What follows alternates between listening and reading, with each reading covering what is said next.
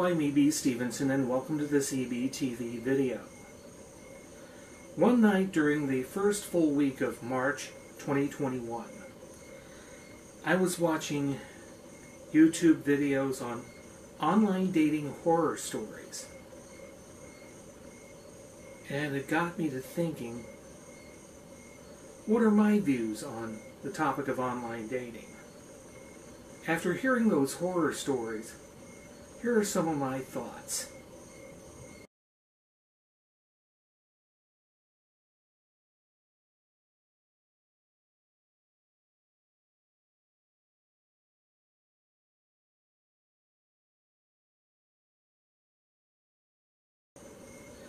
Naturally, the first thing I thought about was, do these online dating websites or apps for your iPhone, your smartphone, or your Android properly screen potential members?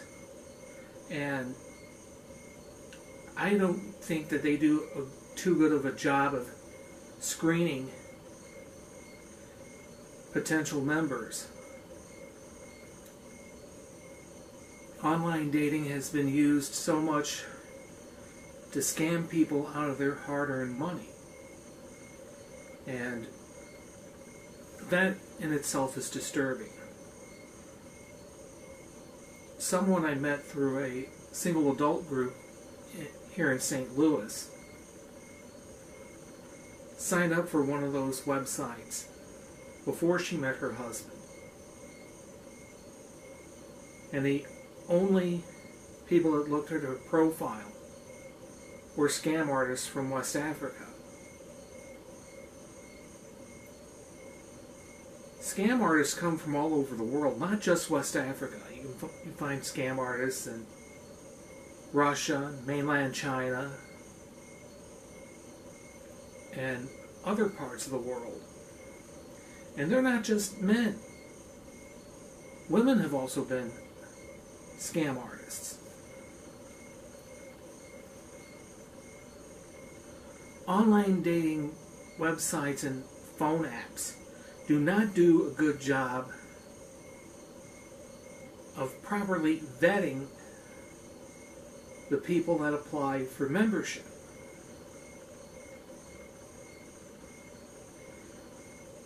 The people who apply for membership on online dating websites should be subject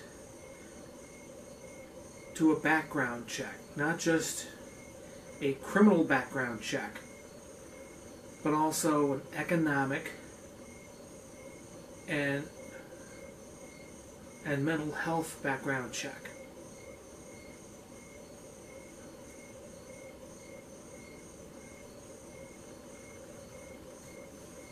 People who naturally have criminal records should not be allowed to join an online dating website. They should have been automatically rejected.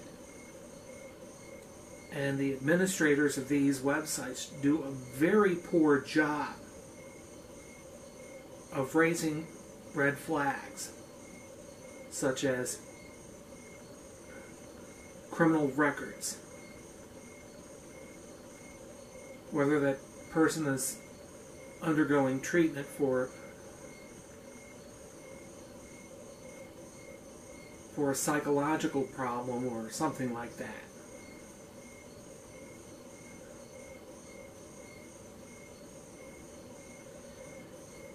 Would that psychological problem be considered a threat to other members of that website?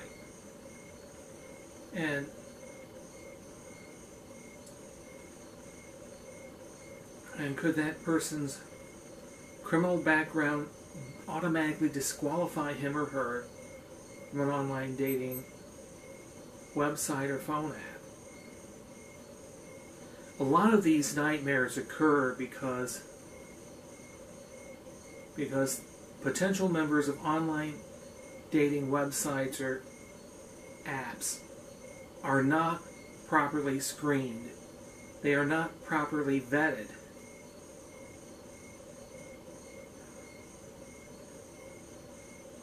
And Madge is particularly guilty of not properly investigating people who apply for membership in that online dating website.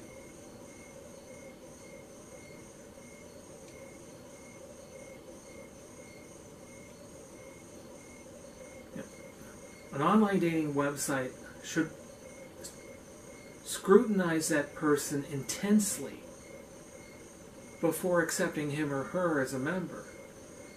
If that person does not meet certain criteria, especially with criminal record, mental emotional health, or even a history of abuse, then they should be notified by email that their membership is rejected, and that they be advised not to seek the services of any online dating website.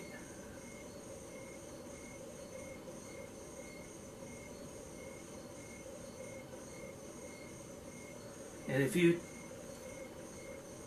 screen out the bad players, the scam artists, the people who've been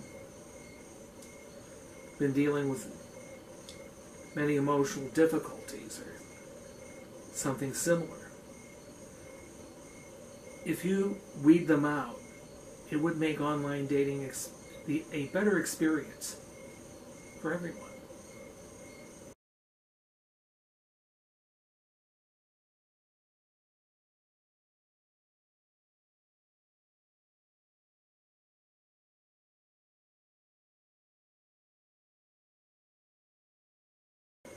Okay, let's say you've signed up for an online dating website or an app for your iPhone, your Android, or your smartphone. The first thing you gotta ask yourself is, are these people who they claim they really are? Even if you've known someone on that site in a previous association, either professionally or academically or socially. First thing you gotta ask yourself is, are these people who they say they really are? Are they honest about their relationship status? That is the most important question that I'd like to know the answer to. Is that person really never before married as they claim, or has that person been through a divorce? Has that person been involved in another relationship or currently involved in another relationship?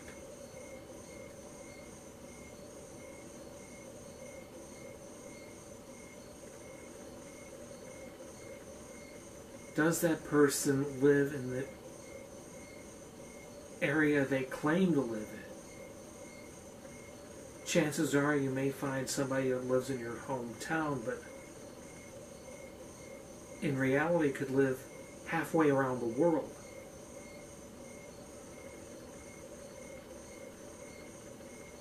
How about their age? Are they honest about how old or young they really are? You may have somebody claiming that he or she is 30 years old when in reality it could be 20 years old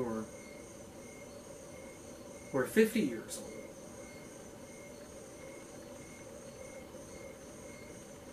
Is that person honest about his or her education?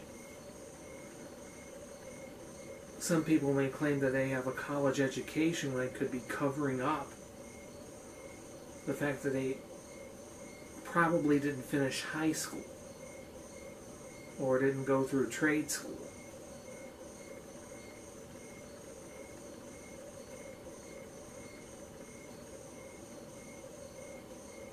Could that person be purely interested in dating or a long-term relationship? Now, there could be people who are claiming that they're looking to get married when in reality they could be just looking for casual dating partners.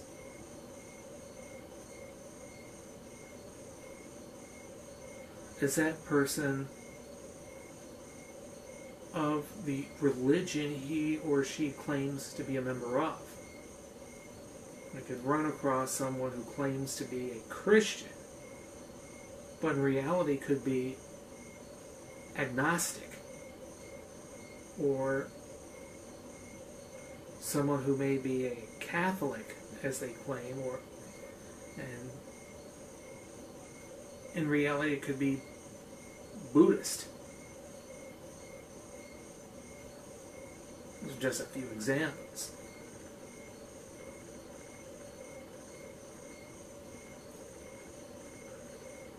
Could that person be using his or her own picture that they took with a camera or their phone? Some of their profiles have pictures that were lifted off of various internet sites. And they could be using pictures of a famous celebrity instead of their own picture. And that right there is very dishonest.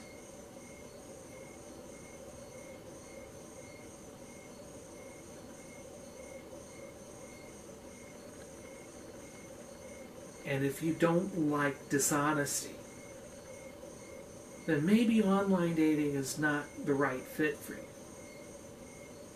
and would not be worth your time and money.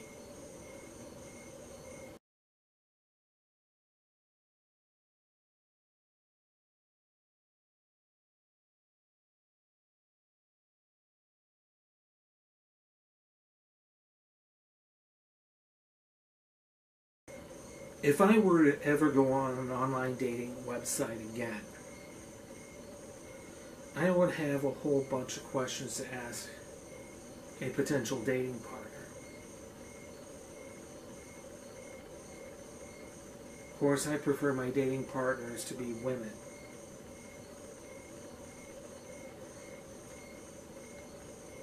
First thing I would ask her is, are you really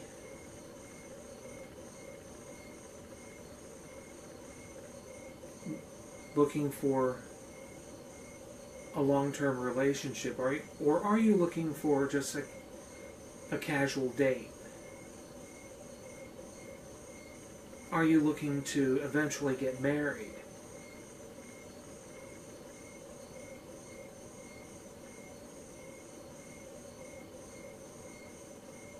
I would really scrutinize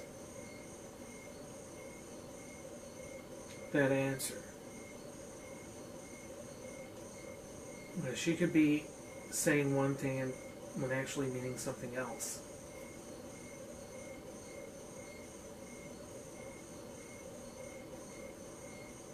If she is a divorcee, that is a red flag. The reason why I will not date a divorced woman is because the divorce played a major role in ending my last relationship. Another important question I would ask her is, would you let the size of a man's bank account stand in the way of a relationship?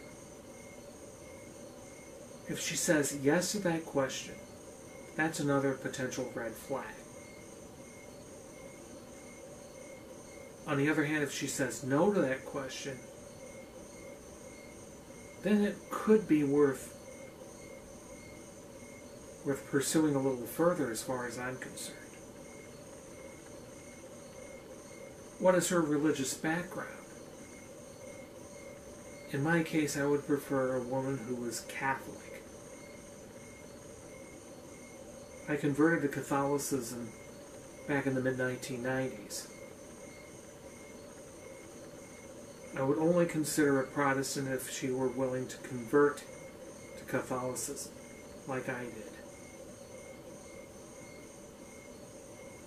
I would never consider dating an atheist or an agnostic, because the Bible warns us against unequal yokes in relationships. Refer to chapter 6, verses 14 and 15 of St. Paul's second letter to the Corinthians.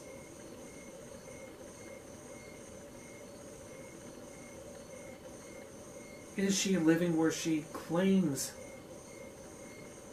she's living? If I wanted to meet her, she would have to live in the St. Louis area.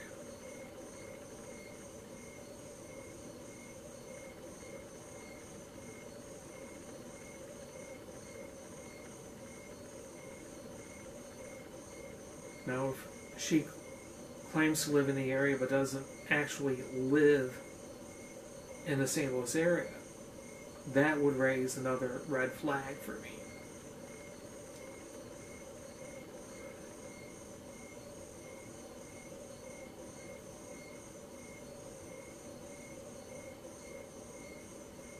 Is she well educated? The woman I was going to marry couldn't finish high school. I would prefer someone who has a college degree and have at least an associate's degree. But I would be open to, say, a woman with a master's degree or a PhD. I went as far as having a bachelor's degree. And would she be open to the possibility of,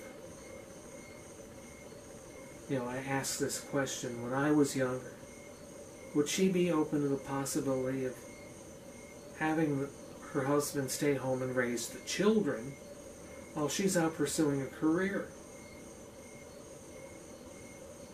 And I found out there weren't very many women who would consider being the only breadwinner in the family.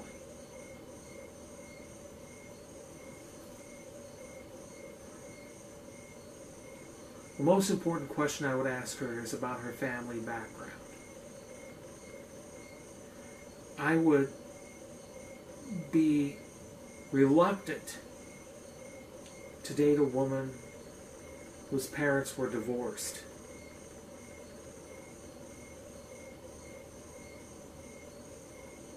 I would only consider dating a woman whose parents were divorced under certain circumstances, like how much we have in common, or whatever criteria you may want to raise.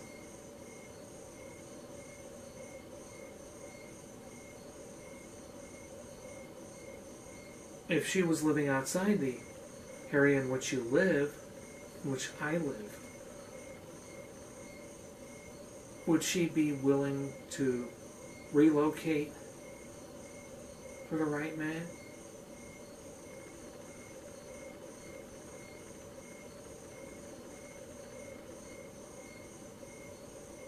Perhaps the most important question I would ask her is,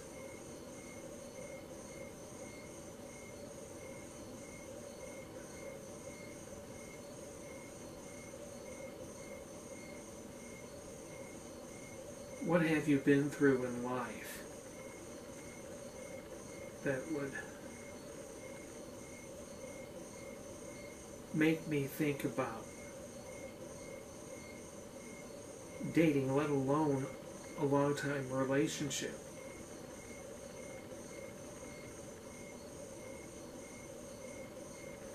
Those are so many questions I have on my mind.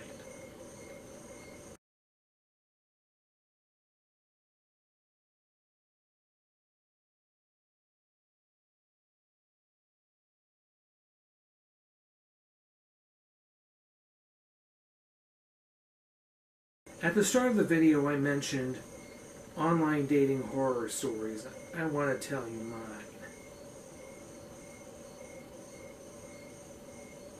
I broke up with my last girlfriend in 1993. I did not show any interest in meeting suitable dating partners, let alone marriage partners, until after I converted to Catholicism. The first place I tried was meeting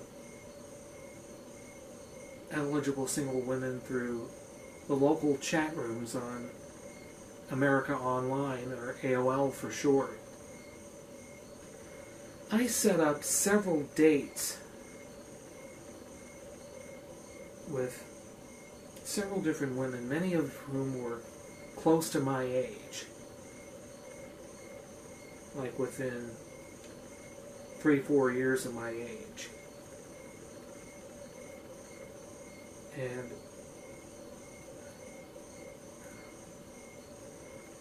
And I mutually agreed with a woman to show up at a certain place and at a certain time. Well, I always showed up at the date, time, and place that we agreed to. But many times, I would sit there waiting for the woman I was supposed to meet for up to an hour. And at the end of that hour, if she didn't show up, then I would get up and go on home. I did not get a phone call or an email explaining her absence. And that really upset me. There was one time I set up a date with a young woman to go see a play at St. Louis Community College at Florissant Valley. And she didn't show up. I called her a few days later, and she told me that she had a family emergency in her hometown. And her hometown is like an hour's drive away from St. Louis. That was the only time that a woman ever explained why she didn't keep the date. In 1997 and 98, I was stood up by the same woman not once but twice that I met through an AOL chat room.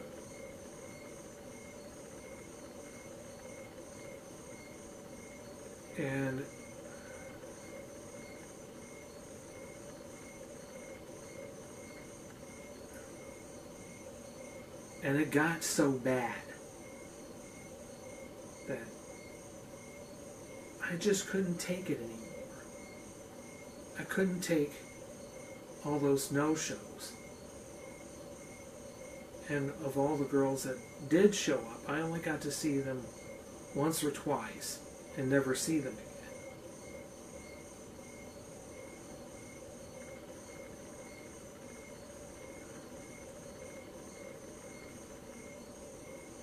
I even set up a date with an older woman in 2002. She was like 4 years older than I was.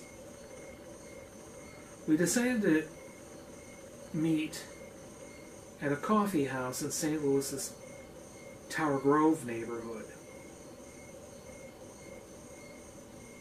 I actually showed up, but I waited for an hour for the woman to show up. And she didn't. And that really upset me to no end. Every no-show on the dates I set up online really damaged my trust in women on dates.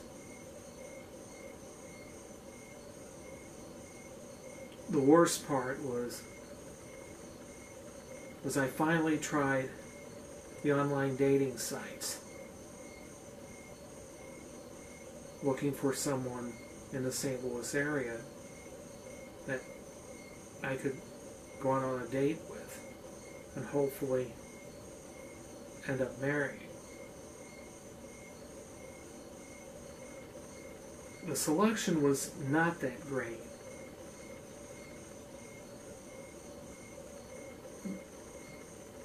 The one thing that made me most angry, I only paid for one of those sites, and that was Catholic Match. I looked at the profiles of a number of single Catholic women in St. Louis, but none of the single Catholic women in St. Louis bothered to look at my profile.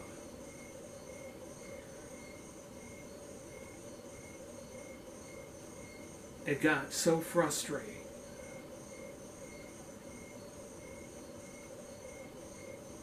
I could only two American girls looked at my profile, and they were from out of town. Two of the women who looked at my profile were from the Philippines. That's much too far away. And one other was from Pamplona, Spain.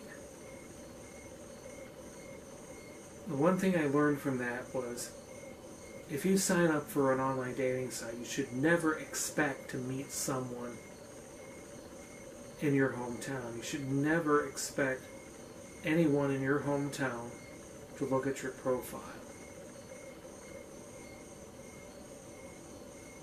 My online dating experience made me realize that God was not calling anyone to be my girlfriend, let alone my wife. This is E.B. Stevenson for EBTV.